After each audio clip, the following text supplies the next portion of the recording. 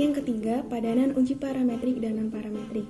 Untuk uji dua sampel berpasangan, jika data terdistribusi normal maka menggunakan paired sample t-test atau uji T dua sampel berpasangan. Jika data terdistribusi tidak normal, maka digunakannya uji non-parametrik, yakni uji tanda atau uji bertanda Wilcoxon. Untuk uji dua sampel saling bebas, jika data terdistribusi normal, maka menggunakan index sample t-test atau uji T dua sampel saling bebas. Jika data terdistribusi tidak normal, maka digunakannya uji non-parametrik, yakni uji jumlah peringkat bertanda Wilcoxon atau Mann-Whitney-Wilcoxon test. Yang keempat, prosedur pengujian non-parametrik. Prosedur pengujian hipotesis didasarkan pada sampel dan teori peluang, sehingga dari suatu populasi kita ingin menguji hipotesis mengenai nilai parameter populasi berdasarkan sampel yang kita ambil. Pengujian hipotesis dipakai untuk menentukan 1. Hipotesis merupakan suatu pernyataan yang wajar sehingga tidak ditolak. 2. Hipotesis tersebut tidak wajar dan sehingga harus ditolak. Dengan catatan, dalam pengujian hipotesis tidak ada istilah menerima, yang ada adalah tidak ditolak.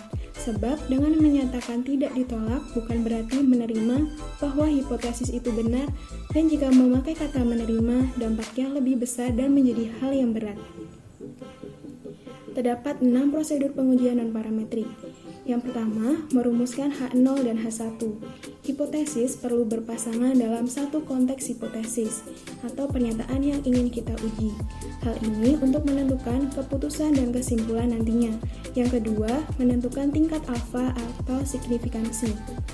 Alfa terdiri dari 1% atau 0,01 merupakan alfa paling akurat, 5% atau 0,05 alfa standar, dan 10% atau 0,1 alfa paling tidak akurat. Yang ketiga, menentukan daerah keputusan atau kritis. Jika nilai p-value kurang dari alfa yang ditentukan, maka H0 ditolak sehingga terdapat pengaruh signifikan. Jika nilai p-value lebih besar dari alfa yang ditentukan, maka H0 tidak ditolak sehingga tidak signifikan. Yang keempat, menentukan statistik uji, Z, T, dan F. Terlihat dalam outputnya dan tergantung kita sedang menguji apa. Jika uji T yaitu statistik uji T atau T-stat, jika uji F yaitu statistik uji F atau F-stat. Yang kelima, menentukan keputusan berdasarkan nilai kritis, yakni suatu nilai berdasarkan tabel.